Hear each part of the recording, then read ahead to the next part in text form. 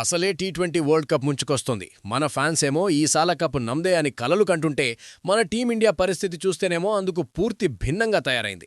మన హైదరాబాద్ కుర్రాడు left hand Baahubali Tilak వర్మకి, అలాగే మన ఆల్రౌండర్ వాషింగ్టన్ సుందర్కి గాయాలవ్వడం మన పాలిట పెద్ద శాపం. ఈ ఇద్దరు జట్టులోకి ఎప్పుడొస్తారు, టీ20 ప్రపంచకప్ ఆడే స్థితిలో ఉన్నారా లేదా అనే విషయంలో ఎటువంటి క్లారిటీ లేదు. ప్రపంచకప్ లాంటి మెగా టోర్నమెంట్ ముందు మ్యాచ్ ప్రాక్టీస్ లేకుండా గాయపడిన ఆటగాళ్లను ఆడిస్తే ఎలా అనే అనుమానాలు కూడా ఉన్నాయి. వాళ్ల సంగతి పక్కన పెడితే, తిలక్ ప్లేస్లో శ్రేయస్ అయ్యర్, సుందర్ ప్లేస్లో రవి బిష్నోయ్ను బీసీసీఐ న్యూజిలాండ్ టీ20 సిరీస్ కోసం ఎంపిక చేసింది. బిష్నోయ్ను మొత్తం టీ20 సిరీస్ కోసం ఎంపిక చేయగా, అయ్యర్ను 3 టీ20ల కోసం మాత్రమే ఎంపిక చేశారు.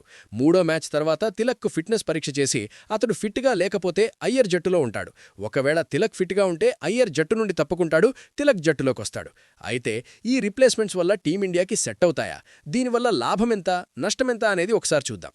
ముందుగా మన శ్రేయస్ అయ్యర్ గురించి మాట్లాడుకుందాం. అయ్యర్ క్లాస్ ప్లేయరే, అందులో డౌట్ లేదు. స్పిన్నర్లని ఉతికి ఆరేయడంలో మనోడు కింగ్. వన్డే వరల్డ్ కప్లో చూశాం కదా, బంతిని గ్రౌండ్ బయట ఎలా పడేశాడో. తిలక్ లేనప్పుడు మిడిల్ ఆర్డర్లో ఆ అనుభవం ఖచ్చితంగా పనికొస్తుంది. వికెట్లు టపటపా పడిపోతుంటే నేనున్నాను అంటూ గోడ కట్టే సత్తా అయ్యర్కి ఉంది. ఇది పెద్ద ప్లస్ పాయింట్. కానీ ఇక్కడే ఒక చిన్న మెలికుంది. ఇది టీ20 ఫార్మాట్. ఇక్కడ మనకి కావాల్సింది క్లాస్తో పాటు ఊర మాస్ బ్యాటింగ్ కూడా అవసరం. అయ్యర్ కొన్నిసార్లు సెటిల్ అవ్వడానికి ఎక్కువ టైం తీసుకుంటాడు. పైగా ఆ షార్ట్ పిచ్ బాల్ లోపాన్ని పూర్తిగా అధిగమించాడో లేదో తెలియదు. దీనికి తోడు తిలక్తో పోలిస్తే టీ20లలో అయ్యర్ గణాంకాలు కూడా గొప్పగా లేవు. 53 మ్యాచ్లకు గాను అయ్యర్ 134 స్ట్రైక్ రేట్తో కేవలం 30 సగటుతో పరుగులు చేశాడు. అదే తిలక్ వర్మ విషయానికొస్తే 40 మ్యాచ్లకు గాను 144 స్ట్రైక్ రేట్తో దాదాపు 50 సగటుతో పరుగులు సాధించాడు. దీనికి తోడు తిలక్ వర్మ లెఫ్ట్ హ్యాండర్ కాబట్టి బౌలర్ల లైన్ అండ్ లెంత్నే డిస్టర్బ్ చేయగలడు. ఇప్పుడు అయ్యర్ రాకతో ఆ లెఫ్ట్ రైట్ కాంబినేషన్ దెబ్బతినే ప్రమాదముంది. కాకపోతే ఆ గణాంకాలను పక్కన పెడితే ఈ మధ్య అయ్యర్ మంచి ఫామ్లో ఉన్నాడు. అదే అతడిని జట్టులోకి ఎంపికయ్యేలా చేసింది. ఐపీఎల్లో మంచి బ్యాటింగ్తో ఆకట్టుకున్నాడు. అదే ఊపుతో టీమిండియా టీ20 జట్టులో పడాల్సినగా అభిమానులు కోరుకుంటున్నారు. కాకపోతే గిల్లాగా ఐపీఎల్లో సూపర్ హిట్ అయ్యి ఇండియా తరపున టీ20ల్లో ఫెయిల్ అవుతాడా లేక సూపర్ హిట్ అవుతాడా అన్న విషయం తేలాల్సి ఉంది. ఇక రెండో రిప్లేస్మెంట్ వాషింగ్టన్ సుందర్ ప్లేస్లో రవి బిష్నోయ్. ఇది నిజంగా ఒక గ్యాంబుల్ అనే చెప్పాలి.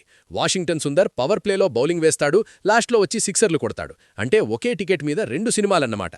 కానీ Ravi Bishnoi pure bowler, batting చేత కాదు.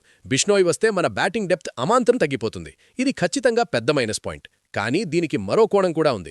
బిష్నోయ్ మామూలోడు కాదు, అతడొక వికెట్ టేకింగ్ మిషన్. గూగ్లీలతో బ్యాటర్లకు చుక్కలు చూపించగలడు. కీలక సమయంలో వికెట్లు పడగొట్టగలడు. వాషింగ్టన్ డిఫెన్సివ్ బౌలర్ అయితే బిష్నోయ్ అటాకింగ్ బౌలర్. పైగా అద్భుతమైన ఫీల్డింగ్ కూడా చేయగలడు.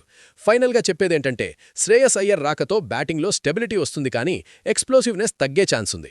అదే రవి బిష్నోయ్ రాకతో బౌలింగ్లో పదును పెరుగుతుంది కానీ బ్యాటింగ్లో డెప్త్ తగ్గుతుంది. ఇది ఒక రకంగా దుప్పటి లాగితే కాళ్ళు, కాళ్ళు లాగితే దుప్పటి బయటపడ్డట్టుంది పరిస్థితి.